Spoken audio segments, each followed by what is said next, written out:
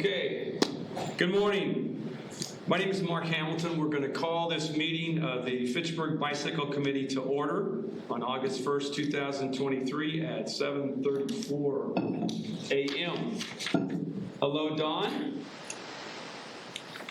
Can you hear us, Dawn? She is frozen. So Yeah, it's Dawn, you're from. Okay. I don't know if she can see or not. she's working on it. Okay. Should we ask each of the other folks to? That's what I'm getting confused. Don't want to get past her. Potts is muted. They're all, others look like they're all muted. Yeah, it looks like our computer may have just died. Ours did. Yeah, it's like, It's not what you want. So you keep trying. no, it's definitely died. Okay. We'll figure. Can you see this? Hold on. They cannot see you. Okay. I think because we technically have to go through the re-election of committee chair, I think I should run the meeting up until that point, and you take it over. That's again. fine. I don't care.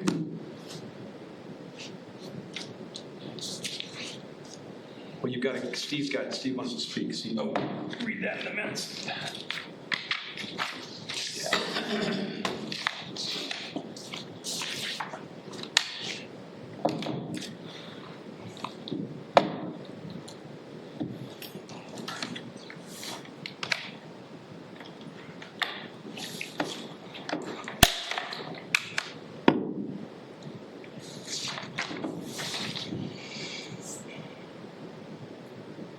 I figured the one that was plugged in was the wrong one.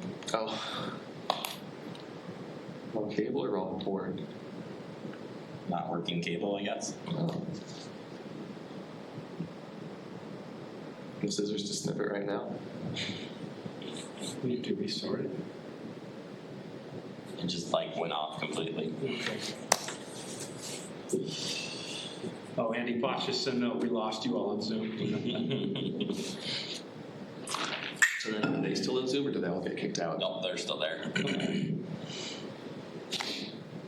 It's totally working. So I'll send Don and the others a note too. Sorry.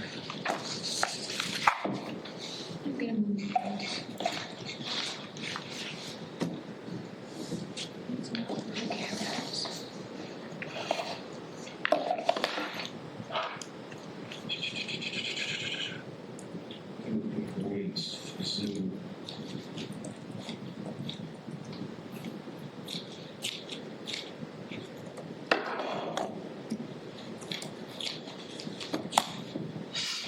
Didn't like that side? No. It was, just like the back. Oh, The camera the there glare. feels like.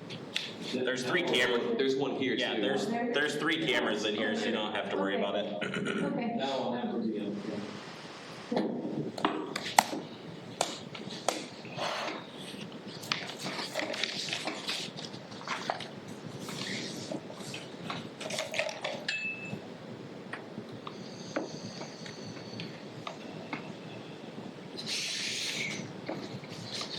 So I told 3 I don't have Ryan's email. So I guess it's on the one you sent out. I can send a response now.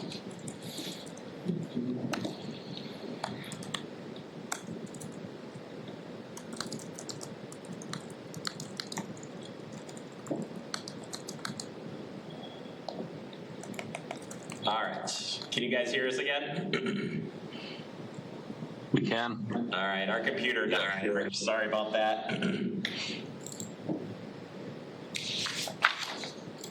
With that, you should be good to go. So start over. All right. Go ahead, Phil. All right, we'll call a meeting to order at 7:37.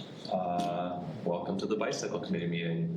I'll just jump right in with approving minutes. Do we have a motion to approve the minutes from June 6th? I move. And a second? Second. Thanks, Joe. Any comments before we take a vote on it? Sounds like a no. So all in favor of approving the draft minutes from June 6, 2023, say aye. Aye. Aye. All opposed, nay. All right, those are approved. we have Steve Arnold here from Bike Fitchburg to comment on items 4E and 5C. Do we have any appearances for non-agenda items? I don't see anybody else in attendance. And online. All right, so we'll move on to 4A, election committee chair. So this was an oversight from the June meeting. This is why I'm starting out by leading this meeting is we were supposed to, I believe, Mark's term as committee chair technically ended before the June meeting, so we need to officially have a duly elected chair. So we're going to go ahead through that process now before we kick off the rest of the meeting here. So would anyone like to nominate someone or self-nominate themselves to serve as chair for the bike committee for the coming year? I would nominate Mark Hamilton. Second. That was a little fuzzy. What was the nomination there, just to make sure it's clear? Andy nominated Mark, and I seconded. Thanks. Sorry, we just got a little echoey feedback. All right. You good with that, Mark? I'm willing to serve one more year. I think we have some very important things to do. We have new members on this committee. I think we need to continue, as our colleague from Bike Fitchburg, we are in total alignment. We got some important things to do. We're going to have to do more than just getting together every other month the next year. But I'm willing to try and get us to where we have a plan ready to go. And second of all, to decide where we're going to go, as well as continue work on safety in the city. So I'm willing to do it again, and I appreciate you folks nominating me and your support. I definitely had the time to work on it. So, all right. Any other nominations? Sounds like we won't have a debate. All those in favor of electing Mark as the bike committee chair again, say aye. Aye. Aye. All right, any opposed? Nay? I don't know if we need that, but I think that was unanimous. All right, Mark, congratulations, you're chair again. thank you. And like I said, this will be my last term running this for a while, because I think it's time to get new leadership down the long run. But I do want to finish what we started.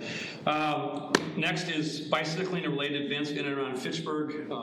Phil, give me back Steve's thing, please, so I know what he's. Oh, sure. And thank you. Sorry, this can be just a minute. I just remembered I need to hop into the Zoom meeting so I can share my screen. I probably don't need a screen share for this item, so we'll just talk through it. Bike-related events in and around Fitchburg. Coming up, we've got Summer Rides for Joe. Those are continuing first Wednesday of each month, May through September at 10 a.m. at the Fitchburg Senior Center. That would mean tomorrow is the first Wednesday of August. So tomorrow will be a Summer Ride for Joe at the Senior Center at 10 a.m. We have this month coming up Ride the Drive. So that's one that has, I believe in previous years, pre-pandemic, we've had a bit of a delay now. But pre-pandemic, I think that was usually held in concert with Bike Month. Bike Week even. This year, Ride the Drive in Madison is going to be on Sunday, August 27 from 9 a.m. to 1 p.m. That'll be through a pretty large expanse of John Nolan Drive, covering different events and booths and things at Olin and Brittingham and Law Parks. So if you're interested, check that out. And then this will happen before our next meeting. So Pick Me Up at the Border Bike Fitchburg event that'll happen Friday, September 22 at 6:30 p.m. That's starting at race day events, going down to the Illinois border and back up. The full ride ends at 5 a.m. on Saturday. So a nice midnight ride for anybody who chooses to join.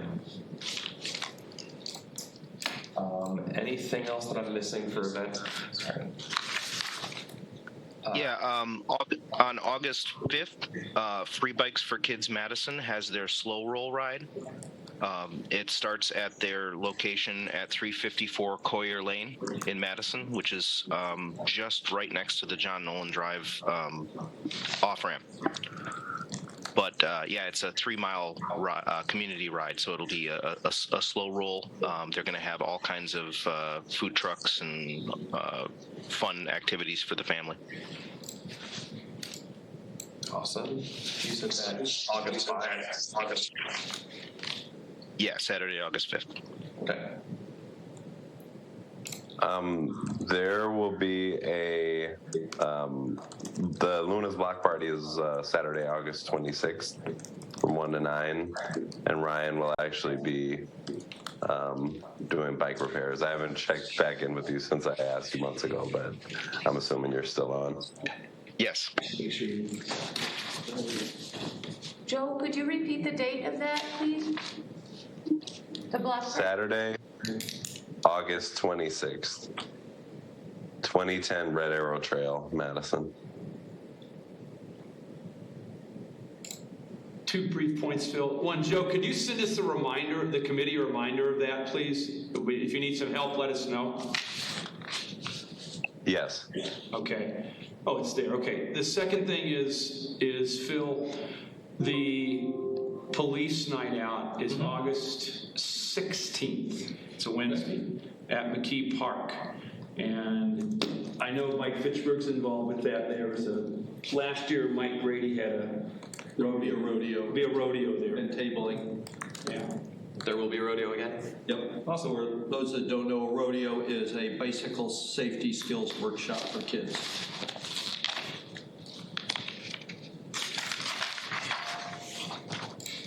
All right, anything else that we should include here? Ryan, isn't there a 100-mile bike ride that you're doing? Yes, I just launched the event yesterday.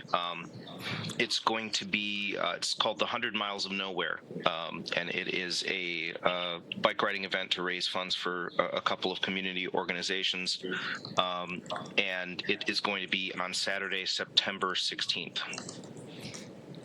at Acewood Park on the east side of Madison. Thanks. Brian, if you have a poster or anything or a blurb you could send the committee, would you mind doing that? Yeah, absolutely. Thank you. I have a question about these bike-related events that happen around Fitchburg. Are they posted on the community calendar? Is there a way we could make sure that they are? If it's a city-run event, then I will get it on the calendar. Otherwise, I think the organization would need to reach out to the city to ask for it to be posted there. Okay. I'm honestly not sure what the city's That's the way it's done. MO is. And the chamber, if you ask Angela or Catherine, the chamber will also post stuff as things need to get posted. But again, the key is you got to get them decent information that they can put something out there. And like these things like there are very good. That's the kind of blurb that's going to get posted. Okay. Because the MS ride that went out of Hop House in June, that was posted on the chamber, and then we got it posted on the Fitchburg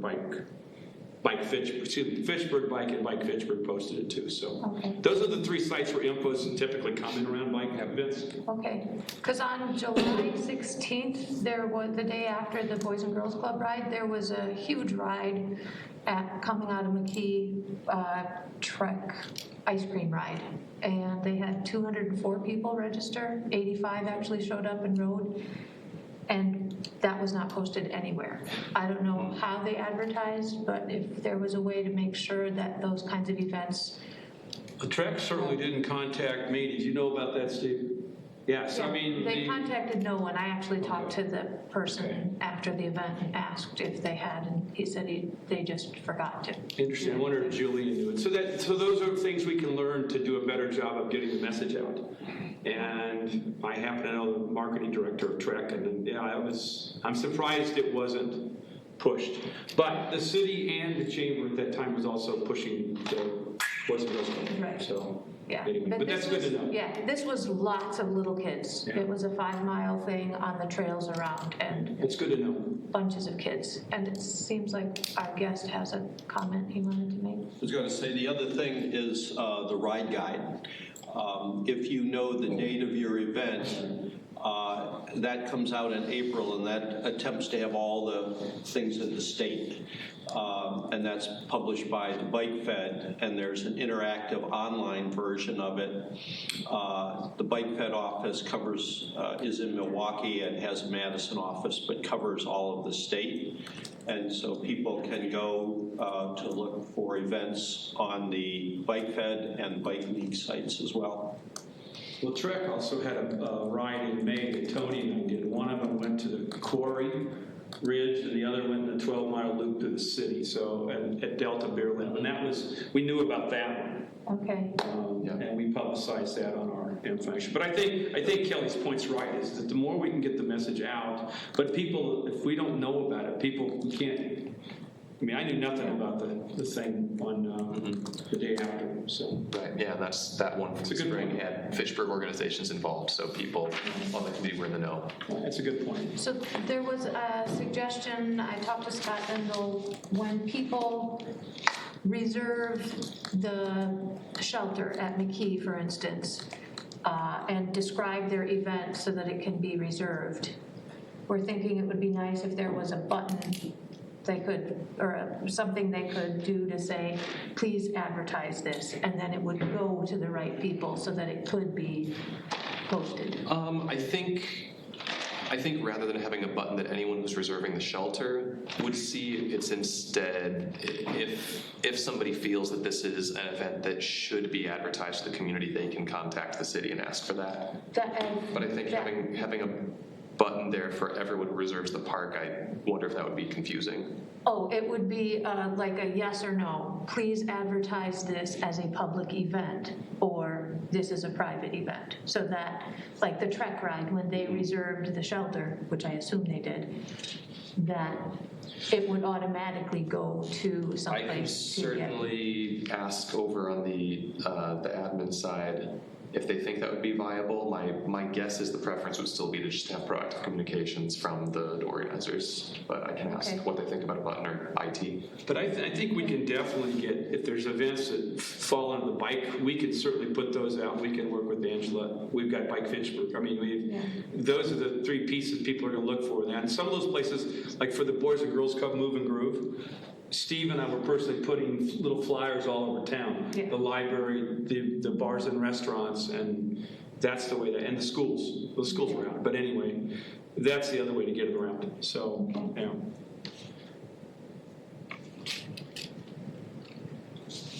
Any other comments, Phil, Kelly, anything else? That's all for me. All right, I'm going to keep us moving on the agenda then, and we're going to move to item 4C, which is update on projects impacting the bike network. Phil, and then Steve, you've asked to talk on this one. So, no, you 4E, sorry. I think this one can be pretty brief. There's a lot of overlap with what we talked about in June. So work continues in South Cyene. I don't think there are any major updates there since June. Still working on this red section of Cyene and the Lacey intersection. So that should be done by the end of this year. Still have the same detour as before, and then the north part, north of West Clayton Road, will be a 2024 project. West Lacey and Seminole continues, that one. So the intersection, I believe, was originally supposed to be closed through the end of July. That's been extended to the end of August. But last I heard, that is still the expectation, that the intersection is just closed through August 31. And then working on West Lacey Road towards Fitch-Rona for a couple additional months this year. One thing to point out, I don't remember if I did in June, but there have been some concerns about cyclists on the Badger State Trail just kind of zooming through the construction site without paying attention to folks with the construction crew that are trying to help with flags and safety and things like that. So just, if you have an opportunity to chat with your bike networks about that, that would be good, just to keep everybody safe. Make sure that if there are flaggers or signs to slow down that we do that getting into the construction zone, and then, pick a guy. I talked to the guy that was working there about a month ago when it first started, and I suggested, I said, you've got signs at the site, put them back about 100 yards each way too. I mean, again, some people aren't going to stop, but more importantly, they do have signs there. Do you know if they've made that change? I haven't been through the intersection. I was through it last week. I don't know. Have you been through it recently, Steve or Kelly? I've opened it. On the Boys and Girls Club ride, there were stop signs on both ends of the crosswalk. But they're not further back. I don't remember signs further out than that, but that doesn't. I don't think they were. Yeah. And I haven't heard any new complaints in the past month or so. So it may be that it has resolved itself, but I think we're okay with that. I mean, it's going to be done. When do you say it's going to be done? September? the intersection should be closed. Through the end of August. Okay. Yeah. So, okay. But just kind of a. Yep, Steve. Is do they expect the intersection of the Lacey and the Badger State Trail to open in August with the roundabout, or November with the west part of the road? That's a good question. I have to follow up on it. My guess is with the roundabout, but that's just a guess. So I can check in with Ross on that. Okay, Phil, anything else? Sorry. Still got work. So we did, Fitchburg did receive a TAP grant for over $400,000 to cover about half the cost of a bike underpass. I know I talked about this before, get a bike underpass from the east side of County Highway MM, going to the west side. There is construction happening up here in the west side of MM, so we want to get, as part of that project, get a path on the west side of the road here that'll connect up to the Cap City Trail. So this is a project that's a little bit more of a medium term. It's a couple years out, but this is something we have on our radar. We've got funding to make that underpass happen. So we'll be really excited to get that additional north-south linkage, and then keep working up on north on MM to connect up to Southdale as well, and get the east part of Fitchburg a little bit more connected overall. There is a final public information meeting on the sewerage district's project, this force main rework that's going to be a little bit of a detour in the Military Ridge State Trail.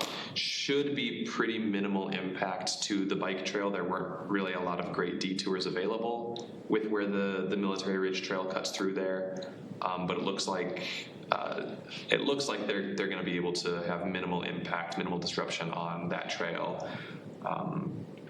But they haven't announced the date and time of this fourth public information meeting yet, but the link here for the project site, you can keep up with that if you're interested in joining. Same as before, they'll send postcards out with meeting information to people who live within a certain proximity of the project. But yeah, this is the detour for the trail. It's all the way down one ramp and up another one, so it's going to be pretty rough. And then we are looking at a Fitch-Rona road reconstruction in a couple years. This will follow up the West Lacey Road reconstruction, and one of the really nice things about this is we're going to get bike shoulders added both directions, north and south on Fitch-Rona, as well as an off-street path on the east side, 10-foot multi-use path. So that's going to be a great connector up to the Orchard Point area, Nesbitt Road. Right now, the only east-west connection that really gets over there is McKee Road. So this adds one a little bit farther south, makes the bike infrastructure we're adding on Lacey Road more of a connector to the rest of Fitchburg. So this will be, again, a really nice completion of a network link. And then just a quick update on, so this was something, Mark, you had asked to talk about. Oh, you know what, I think that's a different agenda item, and I just didn't change the slide. So let me stop sharing here. I think we need to go up to, I think that's everything for. I got a question on a project, just a question. Purcell was in and out of the budget. Is it still out? Ross isn't here. I haven't heard. Have you heard through the Transit Commission, Steve? They were supposed to reduce Purcell out, and you might want to check with Ross later, not now, but find out, because that will impact the bike network around Fitchburg. And they did fix the entrance to the Badger State Trail down there. They, even Balky was still here, they poured in some asphalt, but the road's getting really bad. The Boys and Girls Club, the Fitchburg Pharmacy ride for Fitchburg Festival Speed went down that road, and it's got big holes in it, and it's getting worse. So if you could just check that, because I thought it was supposed to be this next year. Got it. Yeah, I'll have to ask about that. But yeah, I don't have anything else for public works projects. So, good. It was brought to my attention that the RRFB at M and the Badger on one side has been wiped out. That's county jurisdiction, but Public Works should follow up to see when they are planning to repair it and ask them to do so with great haste. Oh, you mean going to Paola? M and the Badger, yes. Yeah, that's going to Paola. Okay, yeah. Okay. Wow, I was on that last week. It was there. So somebody hit it? It's gone. Okay. I drove through there. Yeah, well, you should that's really the one for westbound traffic. Go ahead, Andy. What? It's the one for westbound traffic. The eastbound one is still there. Okay. And my understanding is Dane County's aware of it. They're just, as Steve pointed out, they're not acting with great haste to fix it. Okay. The last time one was out, it took months and months. It was the other one, so we'll have a complete refresh when they replace this one, but hopefully it's not supply chain. You know, Madison has tons of these and would get it replaced in a minute. Dane County and Fitchburg, I don't think they have any, spares, and so they have to order them. Yeah, we can reach out to the county and Yeah, it's a good point for follow-up. press on them to, Thanks, Andy. And Steve. All right, anything else under your update, Phil? Nope. Okay, I'm going to ask that can I move the agenda around a little bit? I'd like to take the bike bed plan for the last part of our meeting this morning. Is that okay? And go through the rest of this agenda? I'm assuming I can do that, right? you want to do I want to do the cut out bike 4D? Yeah, I want to do that at the end. Yeah. Is that okay? Yeah, I could include 4D as I think that would require a committee vote to officially move the agenda, but You move to amend the agenda. Yeah, I move to amend the agenda. so we would put 4D into the staff update. Yeah, yes. Does Second. everybody Second. we have a motion and a second. All those in favor of holding this till the end? Do we have to discuss it? Yeah. If Any anybody would like to discussion? discuss. Hearing none. All those in favor signify by saying aye. Aye. Aye. Aye. Opposed, same sign. All right, we will move that to the end. So then we're going to move to item 4E, and Council Maldonado, that's your update, and then Steve Arnold wishes to speak on 4E as well. So go ahead, Joe. Wait a minute. 4E is the bike and ped plan. The update is 5A. 1, 2, 3. Oh, Did you just call me? yeah, I've got an old agenda, so. You moved the wrong. Okay. So sorry, Joe, not quite Mornings, yet. mornings. Okay. So where are we, Phil? So we're on 4E, the reviewing the bike and ped plan. Right, which is what I wanted to vote on. Correct.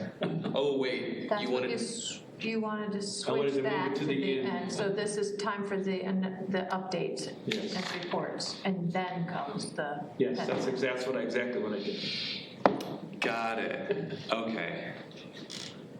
So you want to move to amend the agenda again, to move it back and to move the other one to the end. Yes. Okay. Is there a reason that you want to wait on the bike and ped plan, just so we know how much time we have for it? Yes, that was what I wanted to do. Got it. I make a motion that we move it back and move my ped plan discussion to the end of the meeting. I make that motion. That's what I thought you needed. I second. Yeah. Any discussion? All those in favor signify by saying aye. Aye. Same. Aye. Aye. Same sign. Hearing none, okay. So now we move to, if I'm correct, Phil, the council update. Yes. No, see, I've got an old agenda, sorry. So we would move to council update the. Or Tap and Ride. Tap and park and ride. I've got an old agenda. Got it.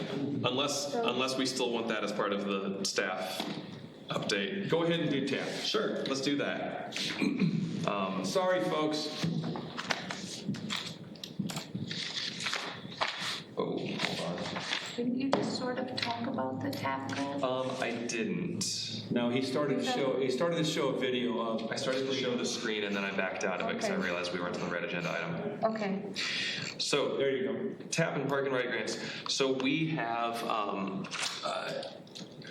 Mark asked to include this in the agenda just for a quick update and discussion. We are currently overseeing so 2 TAP grants that we've received. One is for the B-Cycle Phase 2 expansion.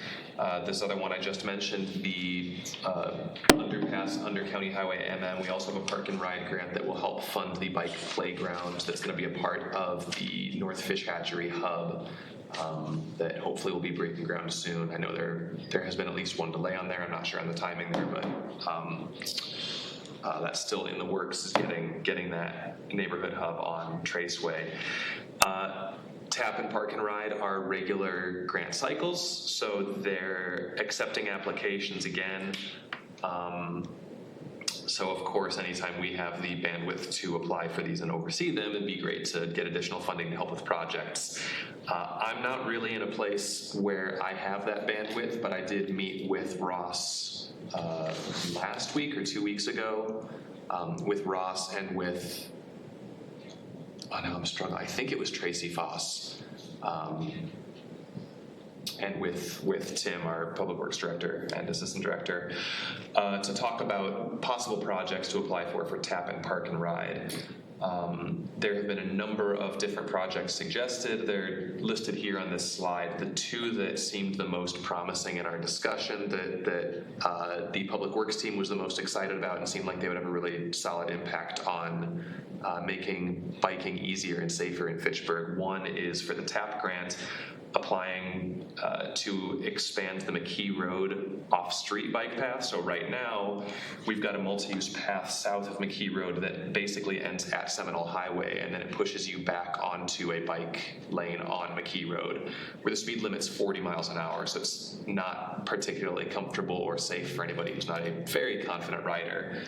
Personally, I always go down to Schumann Road when I get to that point rather than continue along McKee. So we'd really like to extend the off-street path along McKee all the way over towards Fish Hatchery to make McKee not just a main artery for vehicle traffic, but a main artery for bike traffic east-west. Especially as we bring in B-Cycle into Fitchburg, we expect we're going to get more tourists and people who aren't familiar with Fitchburg riding, asking them to go on to residential streets that they're not familiar with. It's more likely they get lost, and that's kind of a discouragement to riding. So if we can have Fish Hatchery and McKee both be super bikeable, I think that would be a really strong improvement for our biking. Phil, just a question there. I think it's a great idea. Physically, are we going to be able to do it over there? There's two hills. Yep. And you're bumping into, I don't know how much you bump into property. So that's one thing we'd have to look at. We need to make sure that we're able to get the land that would be required. I know that there, with the McKee Road reconstruction from a few years back, there was a wall that was built along the south side. So we would need to do a little bit of exploration. We want to make sure it's feasible. But if it is feasible, that would be the preference for the TAP grant, is the McKee Road bike network. And then for the Park and Ride grant, the primary one of the primary objectives of the Park and Ride grant is to make connections identified in the county's park plan. Park and Open Space Plan. Park and Open Space Plan, thanks, Steve, from a couple years ago. One of these connections that we have been talking about with the bike committee that staff is certainly well aware is an issue since the Southdale neighborhood, the parts of the town of Madison were absorbed into Fitchburg last year, is this connector you see in the circled over on the east side of the map, connecting Southdale to the Cap City Trail and the rest of Fitchburg via County Highway MM or Rimrock Road. There are bike shoulders going north and south there. they're not protected.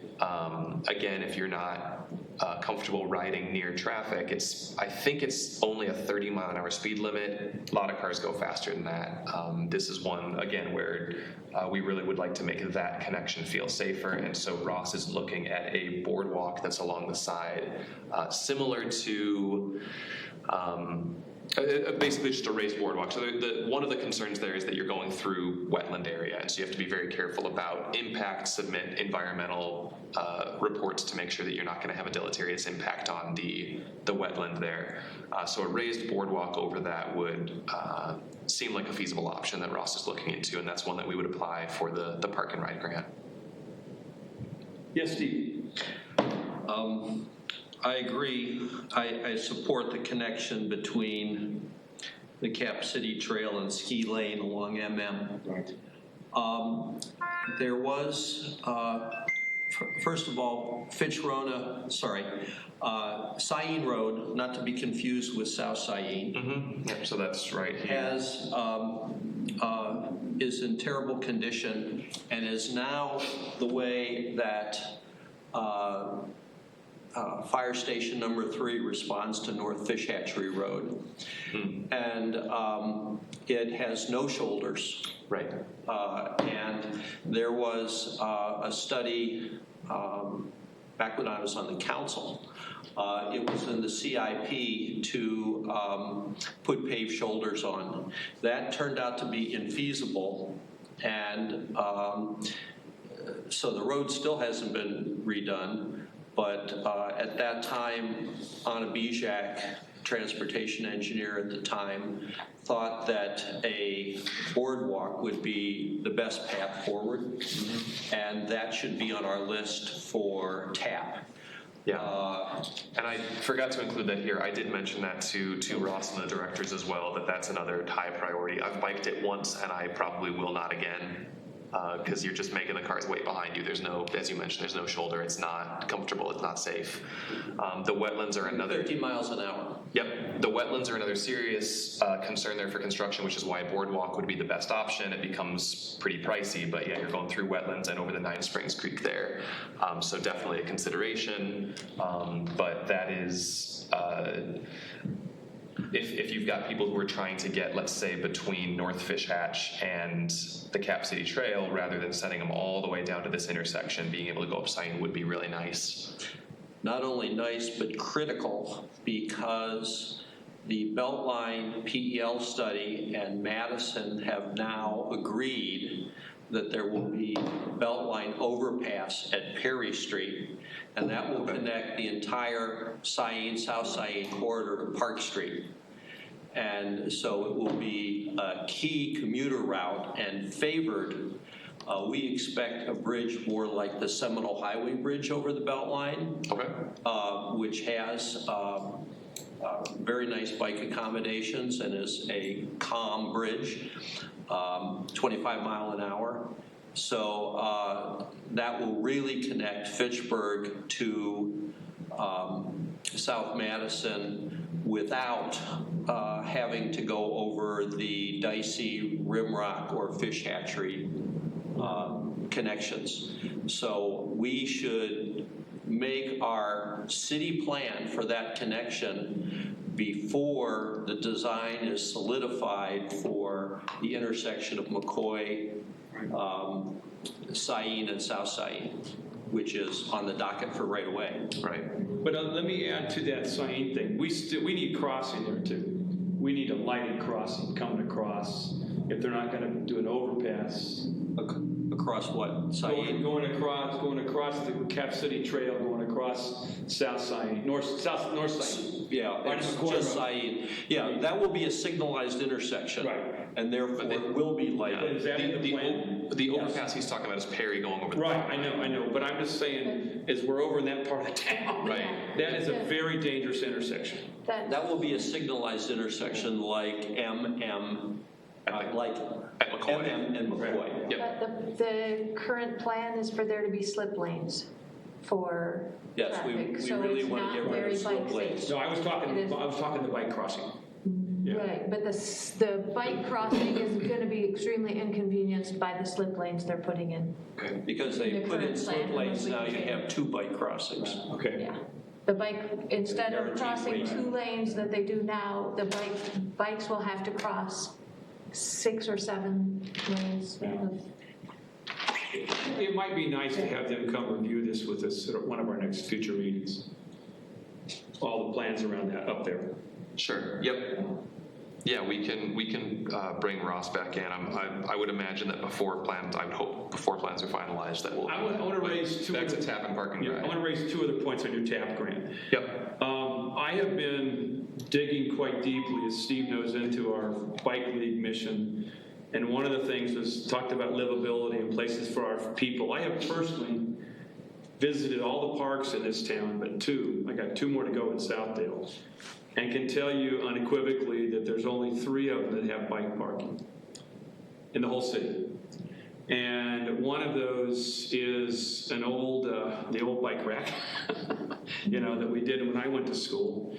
And there's some at McKee, but as the city's growing, our parks don't have a place to park anything. And it might be nice to be able to ask from a livability standpoint, an equity standpoint, to put bike parking at some of these parks. Not all of them, but we've got 6 big ones and then 8 area parking lots. And I think that it might be something to engage Scott Endel and Ross and company to say, what's it cost? We know what it costs to buy the racks. What's it cost for Scott to put in a pad? I know they're getting ready to do that over at McGaw with the pickleball courts. Mm-hmm. But there's nothing else at McGaw. And you got all those soccer fields, playgrounds, shelter, and baseball fields. Right. I know for TAP grant for infrastructure, the minimum project size is $300,000, and I'm guessing that adding bike parking around the city probably wouldn't rise to that level. So it's not, I don't think that's a feasible project for TAP grant. Park and Ride, I'm not sure if they would fund bike parking. That's fine, I'm just bringing it up. But definitely, I mean, so we do have racks that Parks plans to install at some local parks, I'm not sure. We have 10. Yeah. Isn't that about right, Steve? Yeah, we have 10. That is not going to get it to what we truly need. When we have all these parks, Yep. I thought it was and there's 15. nowhere to park. Huh? It's only 10. I thought it was 15 at one point. Because some of them are committed for pickleball already. Mm-hmm. They're starting over there. My point is, this is a deficiency, and as we look at what our city is, in bikeability and livability, there's nowhere to park. Yep, and that can and should be a future discussion. But I don't know that that'll work into the grants. That's fine. The second one is, Andy and I have been talking about lighted crossings around the city. There's still the issue of Cannonball and Seminole. And I don't know if it's too close to the stoplight or too close to the other one. But there's some others, there's other places around this city where lighted crossings would be very beneficial. Do you mean like streetlights or RFBs? I mean the RFBs, yeah, the ones you punch. Yep. Then when I know there was a public works intern that Ross was having do traffic count at various locations around the city this summer. So that's going to certainly inform their priorities about where they know there is a need. Well, before October 27th, when this thing is due, it'd be nice to know where this is, because I'm looking at the list from the last time. A lot of things like we just talked about. And the other one's safe routes to school. And I think that needs to be a separate discussion at this group as we move forward. Okay. Because we're dealing with three entities, and the time that Steve and I had to plan to get info for our grant, not our grant, for our bike league application, we had to call each one individually, and we had to go grade school, middle school, high school, and we had to go through all 3. And I think that's something else that was in our bike report, was we don't have safe routes to school. So I think that's something we don't need a TAP grant for that, but it's on the list there. I mean, I think in my mind, you're identifying some potential priorities for next year as we go forward. I mean, when the rest of you on the call disagree with that as you look at this stuff? I just wanted to chime in quickly, Mark, since you and I have talked about the RRFBs.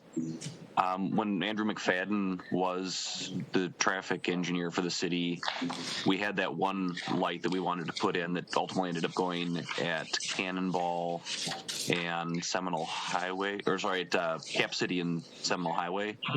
But as part of that process, I think he went through and did traffic counts at a lot of different crossings throughout the city. So my understanding is somewhere there is a list that shows the vehicular traffic volume, the bike and ped traffic volume, as well as traffic speeds, and he created sort of a priority list. So if we can find that somewhere within the depths of Public Works, I think that would be very helpful for moving forward. Yep. Yeah, I know he did the 2 Seminole crossings. I don't remember what else he included as part of that traffic study. I know he had I think he had Badger State at Sub-Zero Parkway and Badger State at Wayland. He had a pretty extensive list. I think once he got started on it, he actually kind of just started going around the city looking at different intersections. Mm-hmm. Okay. Yeah, I would imagine Ross has that. If not, I could probably dig back through old bike committee, because Andrew presented that to the bike committee, so I could go back through committee minutes and try to find if I've got that documentation from Andrew. Yeah. But all of these are important, and I think if Andy Potts and I had talked to Chad, knowing you're busy, we're willing to help our public works folks if they need some help putting this thing together. Mm-hmm. We've got Andy who works down at the state and has some connections down there too. So whatever we can do to help, let us know. But I think we need to apply. I think that's the key message. And we definitely will for McKee Road and for Rimrock. Okay. Beyond that, I think it's just a question of staff capacity, and also not wanting to, if we know that those 2 projects will be a certain amount, and we, getting the full 60 to 70% funding from the TAP grant would be necessary to make McKee happen. We don't necessarily I don't know if there's concern about bidding against ourselves by submitting a second TAP grant, if they would give us the same amount of money and split it between 2 projects then and make the McKee one less feasible. So that would have to be a consideration as well. Well, I think we don't want to compete against ourselves, but second of all, I'm looking at these. These are all over the map, the last ones. So anyway, just whatever we can do to help. Yes, Kelly. Oh, Steve. Yeah, a couple of things. One thing is that the projects have been, they are scored for awards by the MPO, because we're in the MPO area.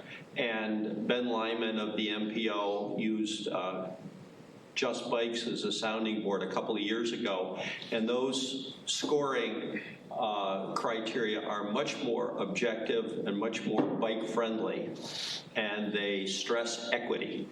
And so I think that of the 2, Southdale would score higher, but you wouldn't be competing against yourself. You could have 2 TAP grants. Sure. Because they're using these scoring criteria, and the ones in Fitchburg could score the 2 highest. Right. Southdale, I believe we were looking at for park and ride, not for a TAP grant. The second item is that I know that it is a chronic concern about staff capacity, but both the Bike Fed and Bike Fitchburg are willing to help with these grants. So we should be more aggressive in pursuing them, and then look for additional help in completing the application process, I believe. Sure, yeah, and the help is absolutely appreciated. Once the application is done, all of the communications, all of the training to make sure that we're able to follow through with the grant, doing all of the documentation and submitting it, and the project management is still on staff. And so even if the application becomes more feasible, we need to know we have the capacity to oversee and follow through with the grant and keep up with all of the legal requirements that are connected to it. And just, do we have the capacity to include the project in our public works budget? Andy, you've got your hand raised. Yeah, just another piece to throw in here, not related directly to TAP or to Park and Ride, but consideration should probably also be given for the DNR stewardship grants. especially on the LUG side, which is local unit of government, which Fitchburg would qualify for. Certainly, if you're looking at more of the like hard infrastructure on the trail side, those would certainly be eligible activities. Those grants are typically due, I believe, in May. So just kind of food for thought that as we're looking at some of these projects, to keep in mind that the DNR also has money available. Okay. And additionally, Steve, maybe you and I can talk about this offline as to whether or not that Bike Fitchburg could potentially qualify as a nonprofit conservation organization, because DNR does have a separate pot of money set aside for nonprofit groups as well. Unfortunately, the due date for those is today, so I don't think you're going to make the deadline. But again, kind of looking in the future, if there's something where we could partner with Bike Fitchburg and potentially have them apply for a grant in concert with the city. Thanks, Andy. Kelly, you had a point? I just wanted to go back to the bike parking question. If as they're trying to put bike parking at parks, they need to make an entire concrete pad for it, are we sure that getting really good, adequate bike parking at all of the city parks is not almost at $200,000? A concrete pad, my understanding is it would only cost in the range of $1,000 to $3,000. Yeah. So once you add them all up, like it becomes substantial in terms of putting in the city budget, but it's not going to approach $300,000. Oh, okay. But again, I've been going through, like I said, I've literally been riding to all these parks. Okay. And I'm looking at each one. And I did this with Scott Engel's permission, because we were Okay. talking about getting the ones out that were sitting in the warehouse. Because they're supposed to put a pad in Swan Creek. Yep. And McGaw for pickleball, and I could look for the others too. But more importantly, Kelly, I think we need Wildwood and Southdale. They put some out there, so which I want to double check. But anyway, you've got at least we've got an inventory. Scott's got a very good inventory, but we can also try and put that in the budget. Okay. But those things cost. I've got the whole map at home of what they cost from Saris, and we have to make sure we buy APBB ones, correct ones. Okay. So it's just on my list from a livability standpoint. Yeah. When you go over there's nowhere to park. Right. So And equity especially. that's where Yeah. I see it fitting. Okay, Phil, we got you off track. Go ahead. Yep, I just want to put on one more thing for stewardship. Folks may not know that the Knowles Nelson Stewardship Grant was used to build the side path along Lacey Road from the community center to North Park. And so Knowles Nelson Stewardship could be used, for example, for the boardwalks that we envision or the side path along McKee Road. And they know how to get to it, Steve. Knowles Nelson? Yeah. Yeah, I thought that was mostly used for land acquisition. Nope. It can be used for recreational facilities. All right. Or transportation. Nope. Well, it's conservation and recreation. Yeah. Okay. So we have to pitch recreation when we Okay. go for that one. Okay. So that's the grant I was just mentioning with the local unit of government portion that's due in May. Yeah. Okay, any other comments about TAP or Park and Ride or any of those good things? More to come. So Phil, you've got an offer from Bike Fitchburg, from Andy, myself, wherever we can help. Just give us a call on that. So anything else from your end? Nope. Okay. Now, based on how we move the agenda around, are we on council update now? We are up to council update. All right. Council Maldonado, Alder Maldonado, you're on. Hello, everybody. I've been waiting so patiently. The only update I have is that the CIP 2024 to 2033 was successfully completed. Alder Jetzer actually made two amendments They were both related to pedestrian crossings as well as bike paths, and they both passed successfully. So the first one was about adding a raised pedestrian crossings or other traffic calming to High Ridge Trail to physically prevent high motor vehicle speeds. The other was related to bike paths. Let me pull it up. Sorry, I'm navigating from my phone here. The other was related to adding bike lanes to Pembroke and Osmondson Road. So again, both of those were successfully passed by council. However, obviously, when we're putting in funds in the CIP, it's not a guarantee those funds have to go into a subsequent budget. So if you want to learn more, you can go to the capital improvement plan section of the city's website. So Joe, question about Osmondson. Part of it's in really bad shape. So are they only redid part of it, I think, down to Schumann. Are they going to redo that as well and then put the lanes in? Or are they going to put the lanes in and then come back and redo it? God, I don't have that information in front of me, and I don't think we discussed those level of details. I think the bulk of the discussion just kind of led to how wide Osmondson is. Okay, all right, thank you. I'll say I haven't heard anything about an upcoming reconstruction project on Osmondson. I haven't either, but I mean, if you drive it, you can look, there's a couple streets in our neighborhoods, including Alder Jetzer's neighborhood, like the one he lives on, it's just falling apart. Richardson's falling apart too. And so I just was wondering how they're going to impact as they go forward. So thank you for that, Joe. Joe, what about money, the money that you put in for us last year, earmarking for our, I'm getting ahead of the agenda, but earmarking our bike ped plan update? Is that still sitting somewhere out there? Yeah, we put that in the ARPA TID amendments, correct? Yes. So, yeah. So then it needs to be included in an annual budget then, right? An operating budget? Correct. And I don't, again, I'm on my phone, so I don't have the information in front of me, but what year did we project that for? Or didn't we? 2024. We had initially talked about 2024, so I think that would need to be a budget amendment to get into next year's budget right now. Next year's budget is done. Department budget requests have been submitted for next year. The budget's not done yet, but.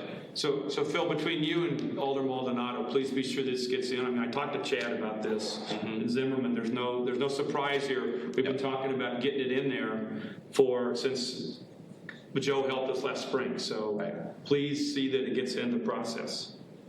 And I will. 25K was beyond. Right. The mayor committed to do that before she was elected. Okay. Well, we will make sure that we have those conversations. Thank you. Anything else, Joe? Nothing on my end. Thank you. Well, we appreciate your support. Next is staff report to the bike committee, Phil. All right. You want to talk on this? No, next one. Oh, okay. Sorry. So yeah, we've got let's make sure that I've got all of my notes up in here. Decent chunk of my staff report was going to be the Tappan Park and Ride grants, and then realized I put it in as an agenda item, so don't need to add anything to that. B-Cycle, we are working on getting a contract hammered out with B-Cycle for the Phase 2 expansion. We need to get that contract signed so that we can then get a pre-approval to actually spend the amount that we need to that'll be reimbursed by the TAP grant. So we have a number of stations identified and site plans ready to go. for our phase 2 expansion, and just need to get that through council and work with B-Cycle to make sure the contract is good for all parties. So hoping sometime in August we'll be starting that phase 2 expansion. It's definitely later than we wanted, but yeah, I gotta follow through these processes. Wasn't able to get out and collect more data from our traffic counters. I can pull up, if folks are interested in seeing it, the data that I shared at the June meeting. But I don't yet have an update on the trail data there. I'd like to have us spend a few minutes on TrafX at the next meeting, only because, again, we were cited in the bike league deficiencies for having data and saying, what are we doing with it? And I think we need to be able to say it went up 10% here or down 10%, or we don't have enough percent riders. I think we need to say we're collecting the data, Right. What are we doing with it? And I think it's important that we have a group discussion around that, or some analysis from staff or from somebody that says, this is what you should do. I know when Madison put in the more robust ones, they get some of that from, what was the other company we were looking at, the bigger one? They're out of Canada, but anyway, but they get some analysis of that stuff. The Bike League wants us doing that. I mean, we were a part, Steve put us in for a grant that some stuff was done, but nothing has come from it. And I think that's important that we use the data we're getting. Otherwise, there's things just sitting out there and I wave at them when I go by. So, yes, Kelly. At the June Bike Fitchburg meeting, there was a suggestion that some Bike Fitchburg folks would volunteer to go around and collect that data more frequently if that was Right. something that would Yeah. be usable. I always appreciate the opportunity to get out on my bike and collect this data, but yeah, definitely I've been a bit busy at some points, and we need to think about a way to make that practical, but that might be useful. But again, you can use these committee members too, because you've got others out here that are out on these things at the same time. And so let's get the data, let's use it. I mean, it might be nice also to remind, since we have new committee members, remind them where they are. We don't need to do it today, but remind them where they're sitting, so. Anyway, okay. And that was in our last meeting. The Yeah. map showed where they all were. Yes. And the activity. Actually, we got some good data. Yeah. All right, yeah, that's all I've got for a staff update. Okay, I want to move us then next to Bike Fitchburg update. So Steve, you registered to talk on that. You're on. Thank you. Greetings from Bike Fitchburg. I brought a present. I'm sorry that you are not all here in person, but I have the, let's see, where's the camera? The the Bike League's Smart Cycling Ride Guides for everybody. I'll just put them in the City Hall literature racks, and next time you're in the building, pick one up. It's a great summary of the riding and traffic smart cycling curriculum.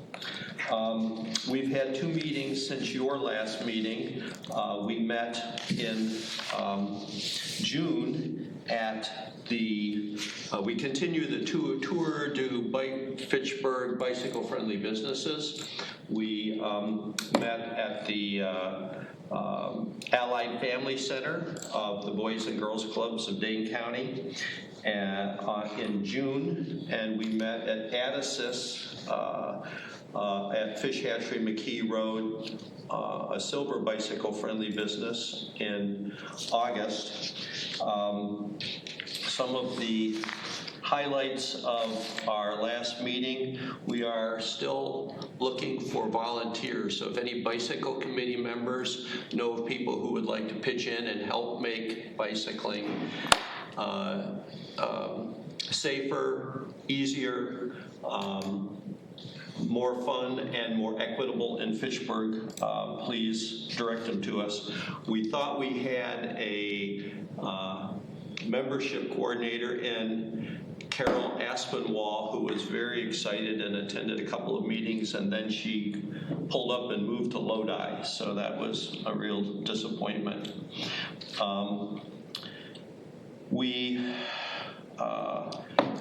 Since your last meeting, the People for Bikes, so they're the national industry funded advocacy organization, dropped their annual city ratings. They rate completely based on the low-stress bicycle network. And they have very rigid definitions of that. And so, for example, if you're 30 miles an hour, you must have bike lanes. If you're 35 miles an hour, you must have buffered bike lanes. Higher than that, you have to have protected bike lanes for it to be comfortable, low-stress network. They also rate intersections. So Fitchburg actually dropped from 46 to 40. The way their methodology works is they look at all the census blocks in the city and do pairwise comparisons of the ones between 1 1/3 miles of each other. And they determine whether, yes or no, you can make that trip on the low-stress network. And then they weight all of those binary ratings by the number of destinations and the population in each census block.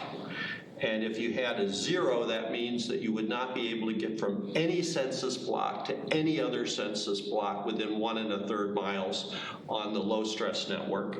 And if you had 100, you'd be able to make 100% of those connections. And so thank you for putting that up, Phil. You can see orange is bad and blue is good. And if you scroll down a little bit more, I want to see Southdale the other way. Okay, yeah. So we dropped from 46 to 40. And previously they considered 20% of your score was a community opinion survey, non-scientific, on how comfortable you felt riding around your city. And that brought our score up. We had a network score of 40, but our overall score was 46 last year because people feel pretty comfortable about driving or riding their bikes around our city. But this year they only rated us based on the network. They did not use the community survey. So if you only look at the network score from last year, we went from 42 to 40. However, at my request, they did a comparison using the exact same network data and the pre and post Town of Madison city boundaries. And it turns out that the addition of Southdale and Zimbrick Fish Hatchery to our city added a lot more bikeable, interesting destinations in the city of Madison within the 1 1/3 mile limit. But those areas are very isolated. You can't get from Southdale to any place else on the safe and comfortable network because it's completely isolated by Rimrock and the Beltline and Route 14, 2 of which are impervious to bicycles, and Rimrock is considered high stress. So that dropped our score, our network score, 5 points right there. So we went from 42 to 40, but we had 5 points down for Southdale. So we really went up 3 points for the rest of the city. So I demonstrated at our meeting using QGIS the actual bicycle network, whether it was blue, low stress, or orange. So this shows the census blocks, not the actual roads. And you can say, why is that intersection orange? Or I'm not comfortable on that blue stretch of road. And you could really figure out, and this is what highlighted to me the importance, for example, of the connection between Ski Lane in the Southdale neighborhood and the Capital City Trail. There's another connection that's been requested on our Facebook chat, which is from the Capital City trail south to Meadowview and the bike path that's coming out of Terravesa. Now, right now, that's Larson Road. It's, you know, they were asking for bike paths or a side path, but that's another key gap in our network.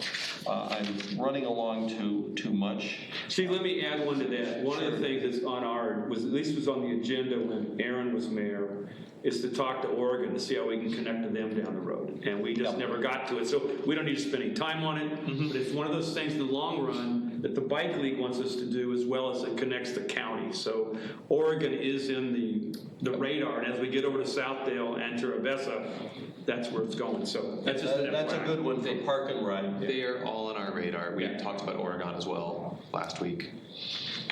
Yep.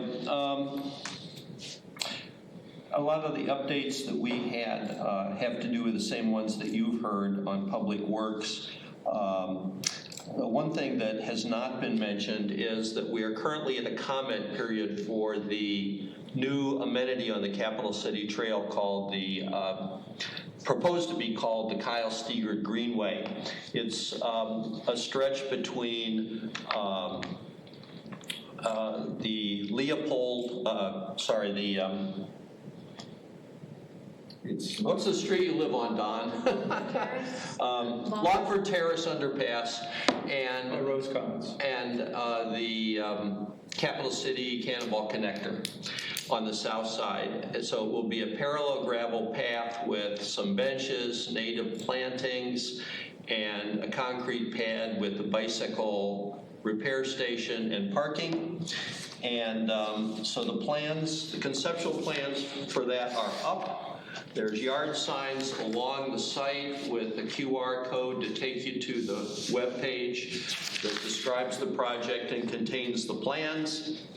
And if you think it's a good idea, go ahead and write to Scott Endel and tell him you think it's a good idea, both the plans and the name. And that will be referred out at a future council meeting for the September Parks meeting, and then they'll make a recommendation to the council on the name and the conceptual plan. Would you like to entertain a motion from us? Would that be beneficial? Oh yeah, that'd be great. Okay, because then we've got Joe and the committee. So is there any discussion on Steve's last point about Kyle Steger, if I pronounced it right? Kyle Steger Greenway. Yeah, Greenway? So I had a question.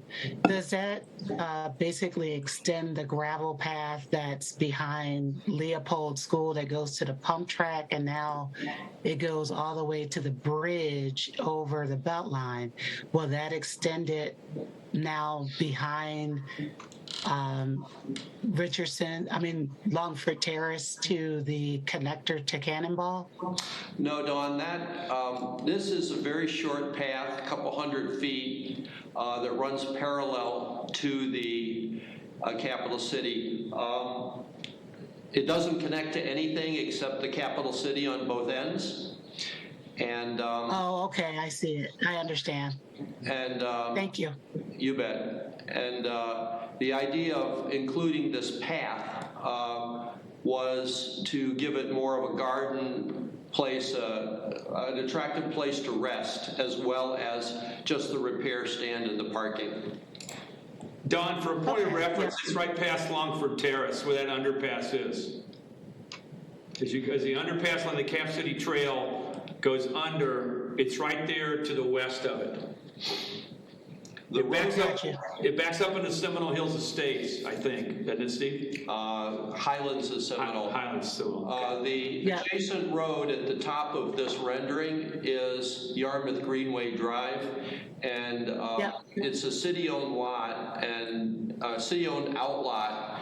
And you can see that there's a string of houses along the north side, but those two, what would have been lots, are steep and unbuildable. And so the city owns them, and it's just, until they forestry mowed it earlier this year, it was just invasive honeysuckle mostly. Okay, thank you. Should we entertain a motion to support the moving the Kyle Steger Greenway forward? I move. Yep, Moved by Kelly. I second it. Second by Dawn. Any further discussion on the motion? All those in favor signify by saying aye. Aye. Aye. Aye. Opposed, same sign. Thank you for your support. So you've got support. So Joe, Council Maldonado, when it comes to council, you can say the bike committee has supported this. The park commission. Yes, I will do that. Supported it, but not, they didn't have the specific plans. But I think the key is with this thing, so the city, so they don't look, the alders don't look at us and say, does the bike committee know about this? We can say now we've supported it. So anything else, Steve? I'm going to get to the bike. The only other things that I'll mention briefly are that we tabled at the Festival of the Speed. We are working toward our annual ride that was already mentioned, Pick Me Up at the Border, and I'll call it there. Okay. I do have one addition from that June meeting. Mayor Julio was there, and Oh, yes. she mentioned that Latino bike riders in Fitchburg and the wider area don't always feel welcome on the trails. And I don't know. Yeah. But if we want to encourage more people to ride, if there's a way we could somehow. So can you clarify what that means? Because there's a lot of rude behavior on our trails. And so what exactly does it mean? I don't know that she really specified so much as when a group was out, it seems like the people in that group were getting comments that they didn't belong on the trails. And I don't think it necessarily was like a straight out racist comment at them so much as you don't know how to use these. That was my interpretation, but it might be worth talking to about. I think that's right. That does bring up one other thing. So in the Latino community, broadly speaking, and obviously there's many exceptions, I hate to, but one of the things is many people regard if you ride your bike for transportation, it's because you're too poor to have a car. Okay, so in the Latino community, bike riders are looked down upon in some ways. There is an effort by El Comunicado News and they applied to Madison Bikes for funding to do some videos and some banner advertising of the videos about basically bikes are cool. We ride bikes for fun, they're great, you should do it even if you have other options. And they needed more funding and they applied to Just Bikes, and Just Bikes has some funding, and Bike Fitchburg and Madison Bikes and the City of Madison and MPO and a lot of other organizations are part of Just Bikes Coalition, and we're currently in a voting period to give them that $1,500 to make those videos. So there's that, and then there is the folks that we were talking about, the people that you see without helmets going over the sidewalks, over the Fish Hatchery Road Bridge to get to their industrial jobs in the early morning. They are generally not aware of path etiquette. Of course, they're riding on the sidewalks, which is not recommended and in many ways unsafe.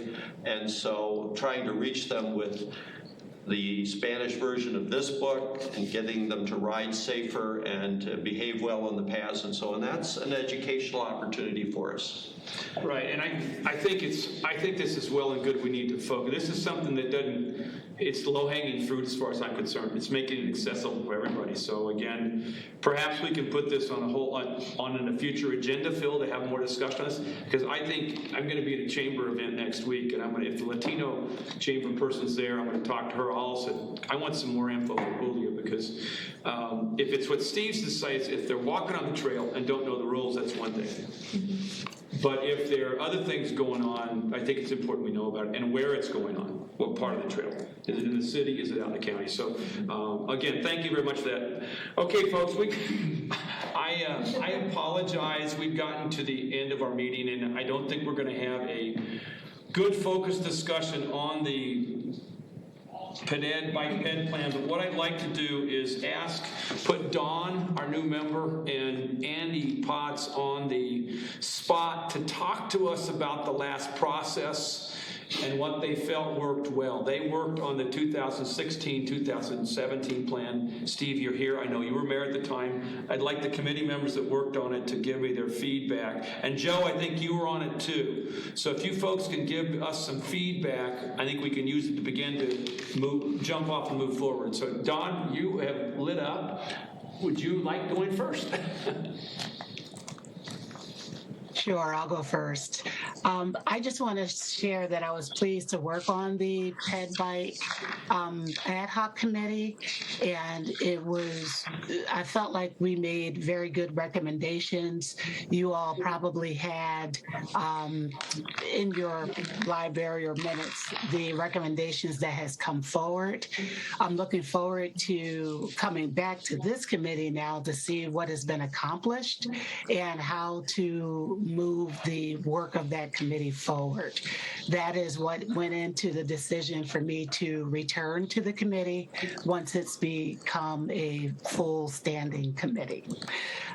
So that's my motivation, and I felt like good work was done, but I'd like to see what has been accomplished and to move some of those projects forward. If not much, let's prioritize some things and move them forward. That's what I have to share. Andy has lit up, so I'll pass it to Andy. Thank you, Don. Andy.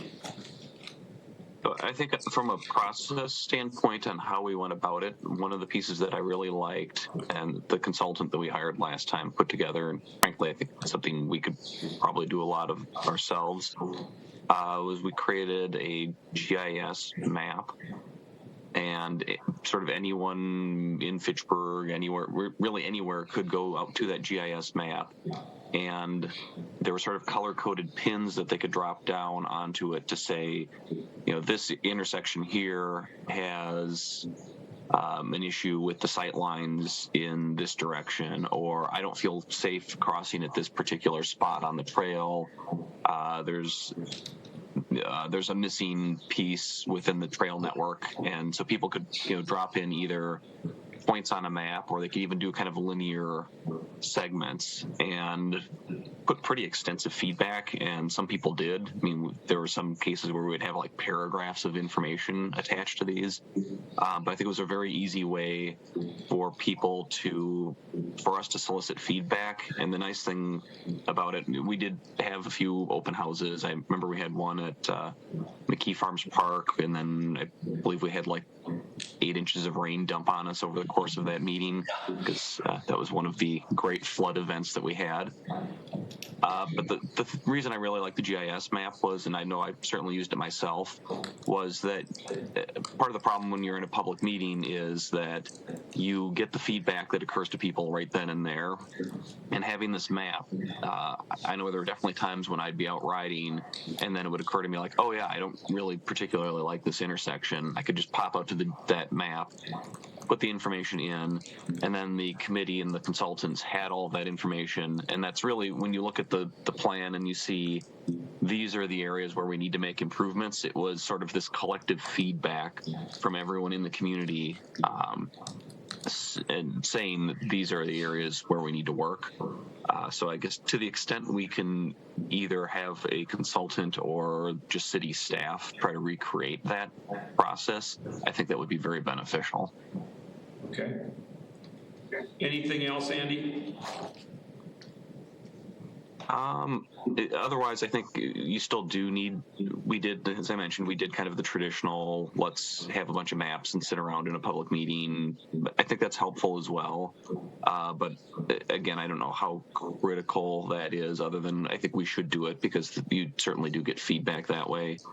And I think the other piece is just to make sure that we're talking to other city entities, so keeping in mind that this will have impacts potentially on parks and public works, and that we're just whenever we go through the process that we're making sure we're soliciting feedback from other city entities as well as any community organizations.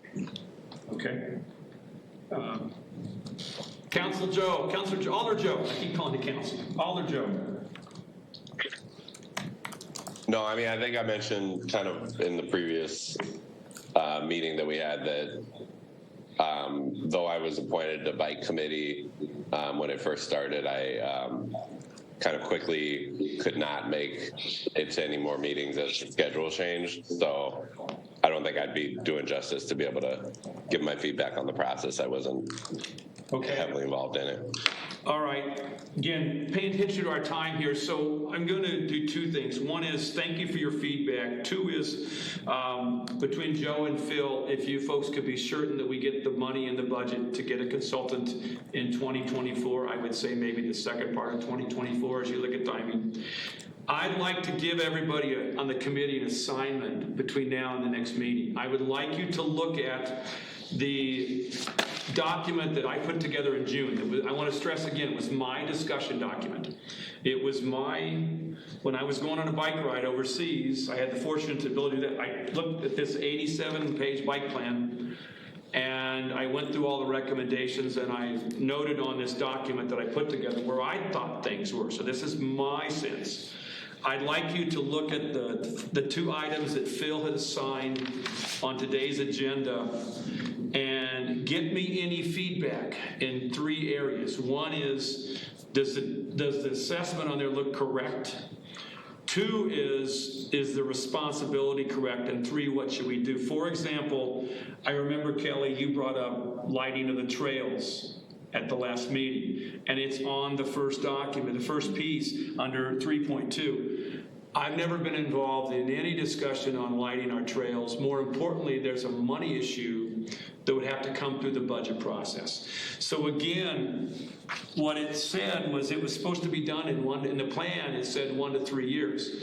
Well, that plan was done in 17, and we're in 2023. So we need to look at all this stuff, and are we going to do it or we're not?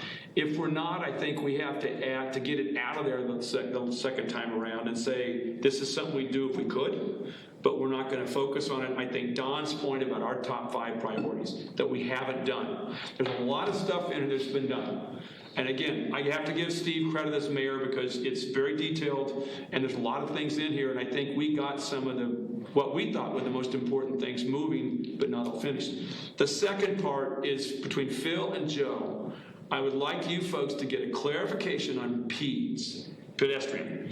Are we going to ignore it or are we going to talk about it? Because I have heard, to be blunt, I have heard both things since we got our bike league report last May. So I would like a clarification from Chad and the mayor and anybody else, maybe Tim, as to where PED fits. Are we going to talk about it or are we just going to talk about bike? Dawn told me when I met with her that it started out with PEDS and the bike committee and the bike ped ad hoc group morphed into the bike committee. So we got to figure out where PEDS is. So 1 second, Steve. So that's my request to all of you before our next meeting, and you can send Phil and me an email what your thoughts are. And if you'll do it the two of us, I don't think we're violating any closed open meetings law. And then we'll try and put it on a grid, but let's start with this, and if it's something that needs to be improved, so be it. But it was merely to be a discussion document. So I'm going to be quiet there. Are there questions from the group? And then you, Steve. Yes, Kelly.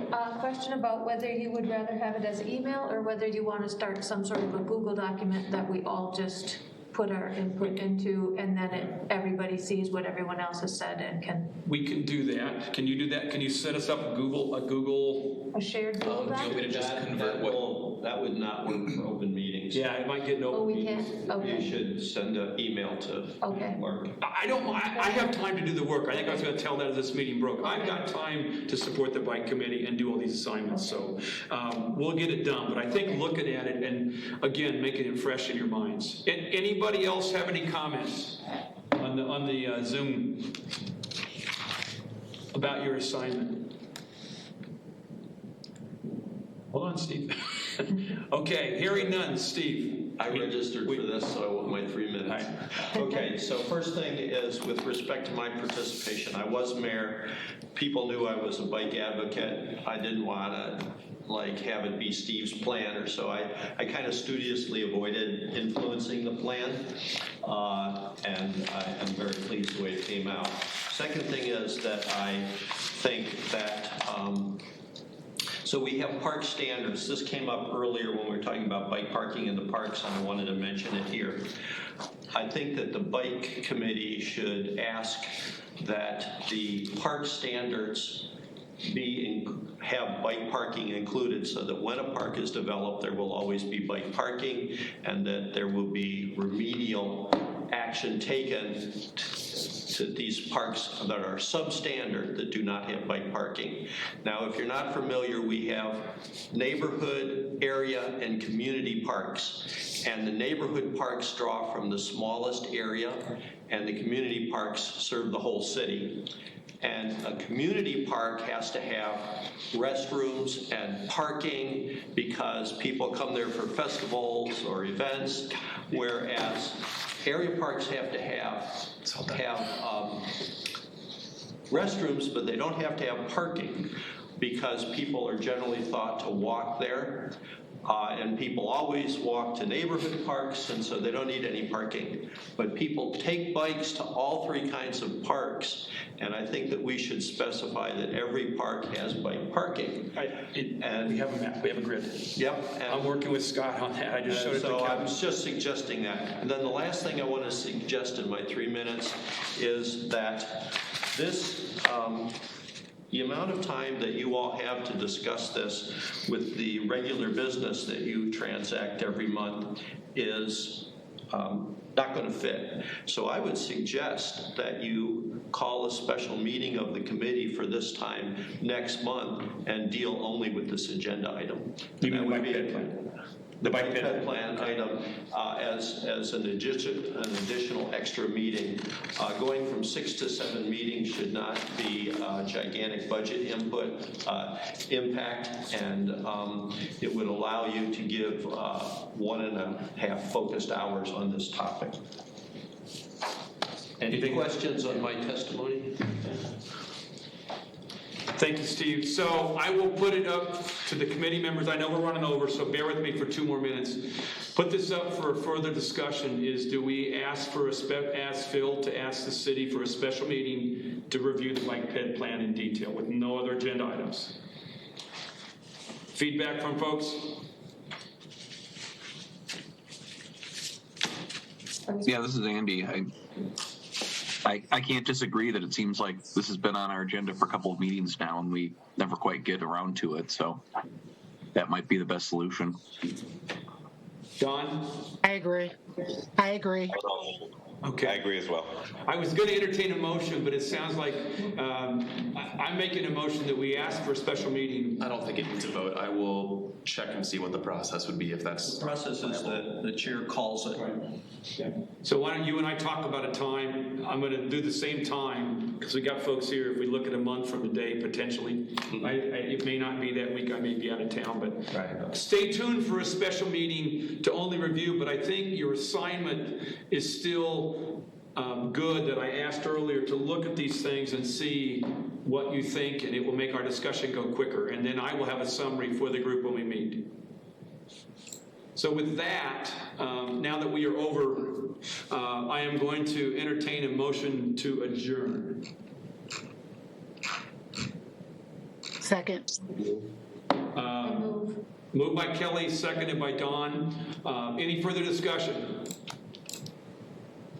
Okay, well, thank you for your service and thank you for giving me the opportunity to still lead this group. We will work very diligently on these things and we will see you sometime in September. So get out and ride.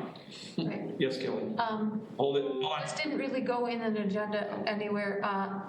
There's an open house, DOT, did everybody else? Bill got this email, I did not get it, but the Wisconsin DOT is working on its active transportation plan 2050.